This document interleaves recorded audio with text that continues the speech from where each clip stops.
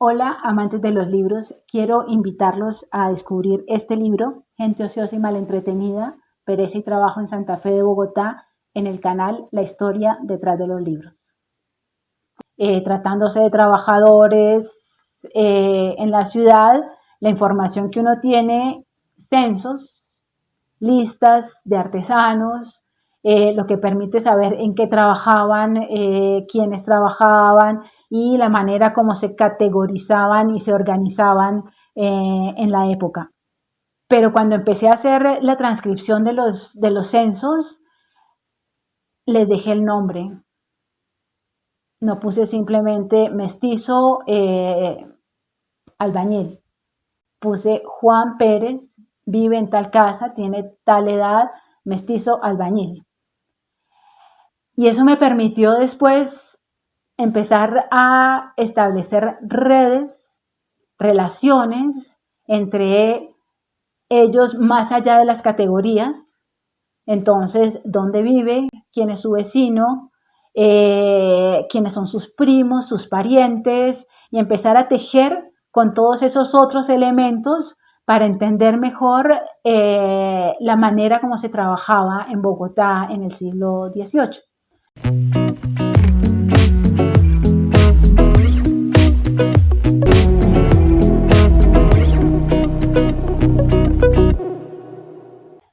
Soy Pilar López de Jarano. Me gusta decir que trabajo sobre historia antropológica. Historia porque me gusta pensar los procesos, los cambios, las transformaciones. Antropológica porque quiero pensarlo de una manera holística, general y abierta. Trabajo como investigadora. Vivo entre Francia y Bogotá en este momento, pero si tengo que decir de dónde soy, diría que soy latinoamericana. Esa es una de las ventajas cuando uno vive fuera y es que uno se entera que es latinoamericano y no solamente caleño o paisa o bogotano, sino que existe una pertenencia latinoamericana y la reivindico no solamente por vivir afuera, sino por haber vivido en varios países de América Latina. Estudié en mi infancia y adolescencia, viví en Centroamérica, viví en el Cono Sur y ahora, bueno, vivo entre Francia y Colombia, entonces puedo decir que tengo un poquito como los caracoles, la casa a cuestas y las investigaciones a cuesta también. Francia es una referencia, eh, más que una referencia, digamos que es una práctica y una experiencia que ha estado muy presente. Primero, por la escuela de los anales y el peso que tuvo en la época en la que yo me formé como historiadora. Era la historia que debíamos leer y era como los referentes más generales historiográficos. Después, por haber ido a estudiar a Francia, y finalmente no fue por azar que llegué a Francia. Había un lugar donde me interesaba mucho estudiar por la manera que tenían de plantear el conocimiento, que es la Escuela de Altos Estudios en Ciencias Sociales.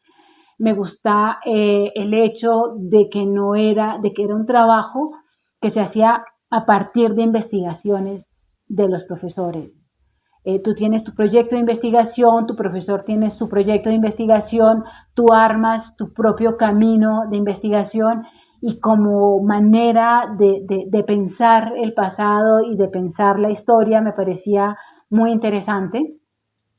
Y bueno, a ese nivel creo que toda mi referencia intelectual, si no es toda francesa, pasa por la escuela francesa, pasa por la lengua francesa. Por ejemplo, uno de mis lecturas de referencia, como lo digo en otras ocasiones, es Norbert Elias, pero yo lo leo en francés y me doy cuenta que hay un abismo entre la traducción al español y la traducción al francés, porque finalmente la traducción al francés la hace un historiador. Y la introducción del pensamiento de Norbert Elias en Francia la hace Chartier. y ya eso es digamos que hay un pensamiento que acompaña fundamental, y yo creo que eso también me permite descubrir a Norbert Elias de otra manera que no lo encuentro aquí ahora cuando lo leo. Entonces, también son las dos lenguas, es la manera como se piensa en Francia, pero también particularmente en la Escuela de Altos Estudios, en la que hay una relación con el conocimiento muy, muy atado a la investigación y más que a las ideas generales. Un curso que tomé con un profesor también argentino, Juan Carlos Garavaglia es argentino, pero con otro profesor que trabajaba más sobre redes sociales, y en su curso empecé a hacer ejercicios de incluso programas que trabajaban con redes, empezar a hacer cómo eso también te lleva a pensar de una manera particular, el ejercicio mismo práctico de reconstituir las redes. Este profesor es Zacarías Mutuquias, también historiador económico, trabajó mucho sobre el contrabando, pero con él se interesaba mucho en las redes, y digamos que con él también empecé a explorar toda esta parte de las redes sociales y a reconstituir.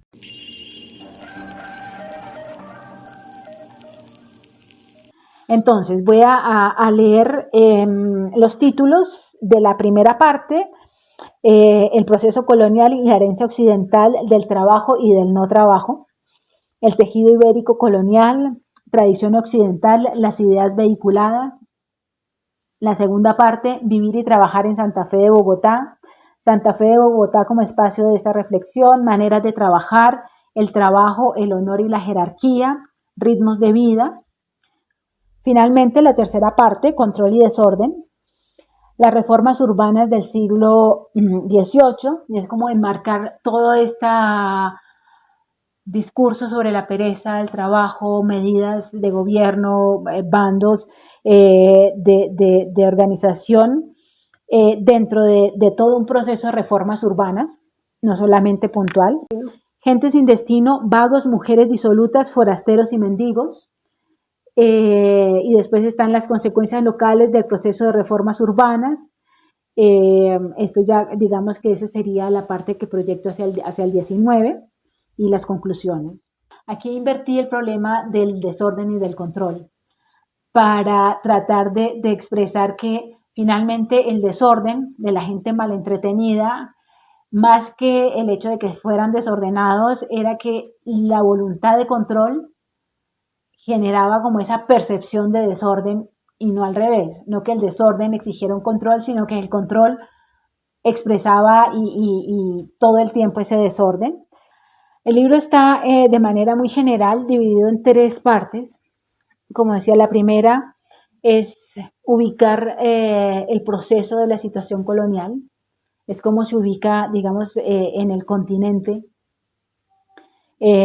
América, Colombia, Bogotá, Barrio Las Nieves.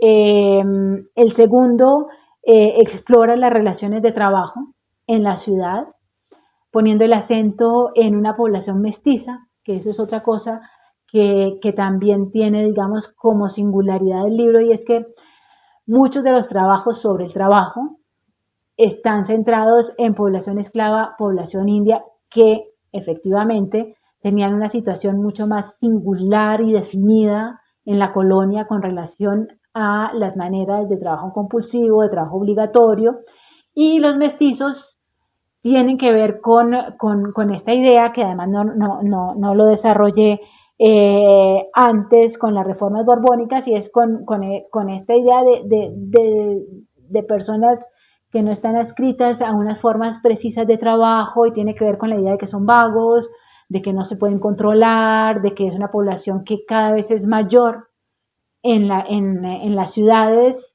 y que no tienen cómo obligarlos a trabajar como ellos quieren que trabajen. Entonces, esta segunda parte explora a la población mestiza de Bogotá, cómo trabaja la población mestiza, poniendo énfasis sin olvidar que hay población esclava, hay población india, pero que la mayoría de los trabajadores de Bogotá son mestizos y que eso se ha pensado poco como población. Y la tercera parte tiene que ver ya más con la parte institucional, con la parte de las reformas, con las políticas contra vagos, con los juicios contra vagos, con la instauración de hospicios, con la organización de gremios, como con la parte más de gobierno y con los bandos que tienen que ver como con todo el orden de la ciudad. Todo esto es característico de las reformas borbónicas, características de finales del siglo XVIII. Y finalmente el libro hace como una fuga hacia el siglo XIX, no tan larga como yo hubiera querido, pero no quise terminarlo en 1810 con la independencia fin oficial de la colonia, sino mostrar cómo hay una continuidad y cómo es algo que es más social y de largo aliento que político, y que muchas veces tendemos a pensar todo con hitos políticos que nos dividen la historia, y era como para dar, digamos, una apertura hacia ese momento entre el 18 y el 19, que es un momento de cambio, de transformación, en el que no todo lo que pasó antes de 1810 es viejo y colonial, y no todo lo que pasa después de 1810 es nuevo y republicano, sino que hay cosas que empiezan antes, procesos que empiezan antes, y que uno puede pensar que la independencia hace parte de ese proceso que ya se gesta y empieza desde la colonia, y que hay continuidades y que hay cosas que siguen estando vigentes a pesar de las transformaciones políticas. Entonces quería como mostrar esa apertura hacia el 19 y no cortar con las tradicionales periodizaciones.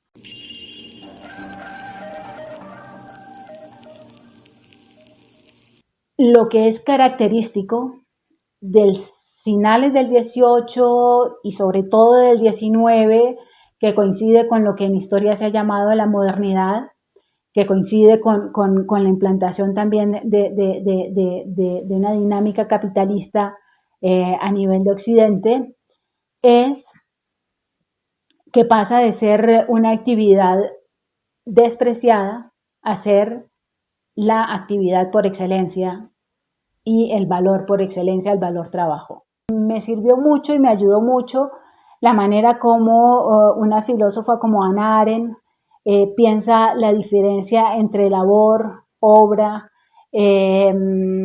cómo hay todo lo que hoy unificamos en un concepto general que llamamos trabajo, en realidad tuvo muchas expresiones diferentes de acuerdo a las organizaciones sociales. Y, por ejemplo, una noción como la de negocio, que era bajo en la categoría, digamos, es justamente la negación del ocio.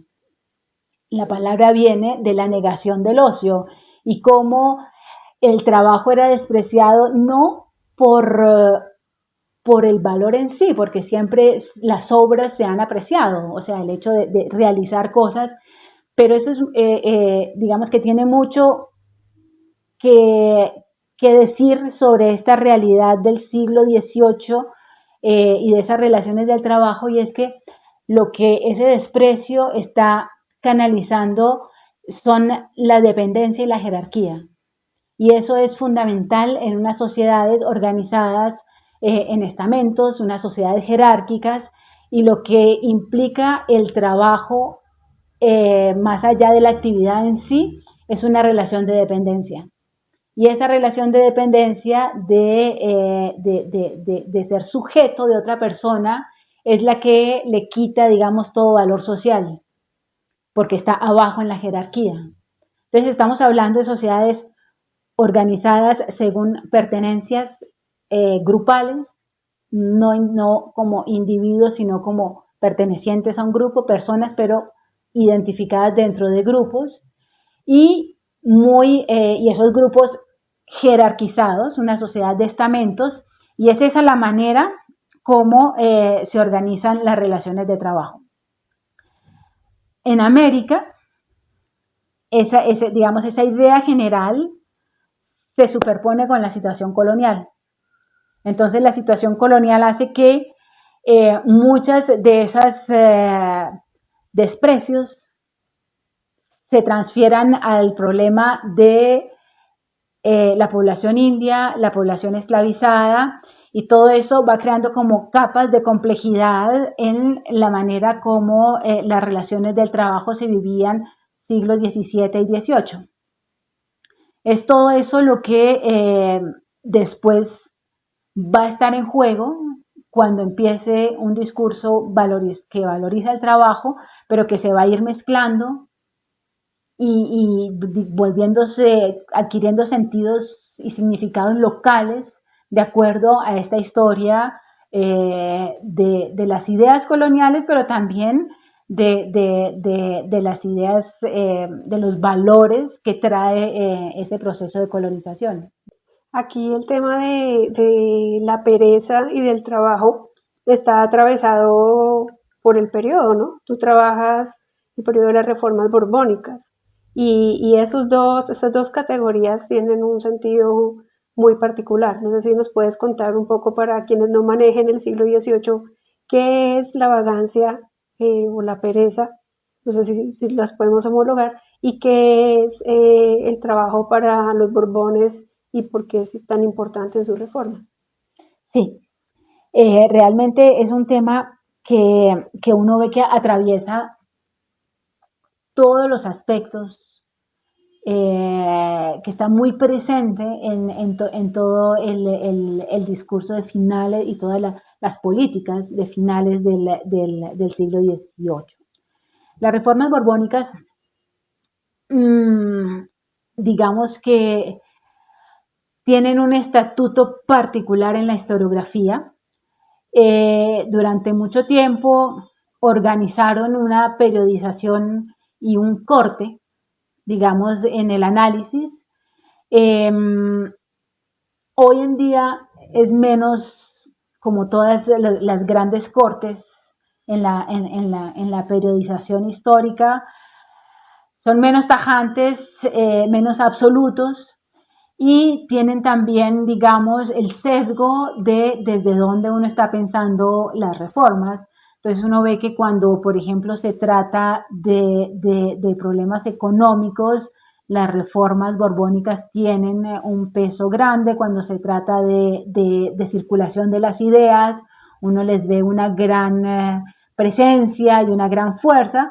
Pero si se trata de transformaciones de gobierno, si se trata de los cambios efectivos en las relaciones de trabajo, en las jerarquías, en todo eso, pues resultan menos eficaces, menos presentes, menos reales, más teóricas, más...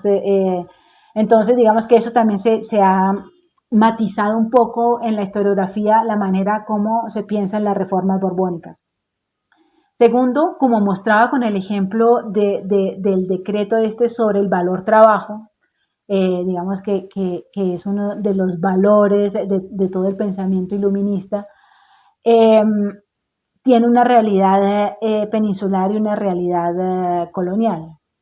Entonces, muchas veces no hacemos la diferencia y creemos que como la monarquía es una unidad, las realidades estaban unificadas y cuando uno va a ver sobre lo local, sobre los casos particulares, pues resulta que no, que en cada lugar se va adaptando o no se aplica o no tiene vigencia o hay otras costumbres que pesan más que esa y entonces no se aplica. Sin embargo, otro de los complementos que yo utilicé para tratar de entrar a ver las relaciones de trabajo son juicios. Y en los juicios, que no son necesariamente por vagancia, sino que pueden ser por cualquier otro, cuando las personas explican sus razones, cuando dan sus testimonios, cuando justifican sus acciones,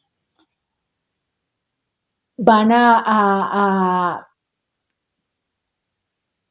yo no diría manipular, sino a utilizar, a adoptar cierto lenguaje que le va a dar, digamos, como otra visión a sus acciones.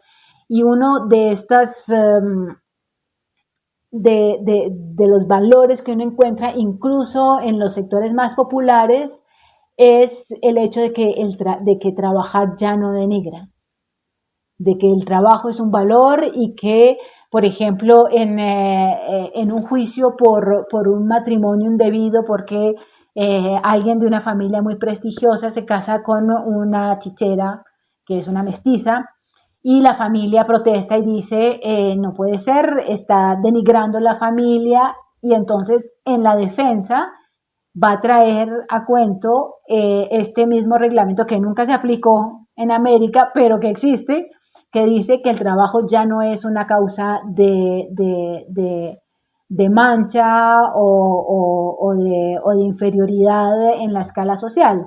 Entonces, se usa mucho, se empieza a asimilar muy rápidamente por todos los sectores como discurso.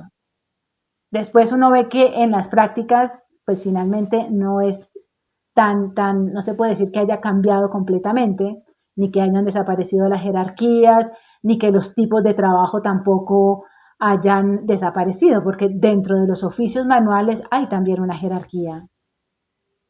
Y en función de la jerarquía, o sea, en la mezcla entre las jerarquías de castas y de pertenencias grupales y las jerarquías de trabajo, cada uno va a acomodarse a la manera más conveniente para su existencia social. Entonces, si yo soy blanco y tengo un oficio de carnicero, pues yo voy a estar hablando más de mi blancura que de mi oficio de carnicero. Pero si yo soy mulato y soy platero, pues voy a hablar más del prestigio de ser platero que de mi condición de mulato. Y así como que cada uno con todos estos elementos puede ir negociando socialmente su posición de unos con relaciones a otros. Digamos que esta manera de pensarlo así tiene que ver con esa visión relacional de cómo entender más allá de las categorías, no cómo las categorías definen las personas, sino cómo las personas llenan de sentidos las categorías que ellos mismos generan en sus relaciones.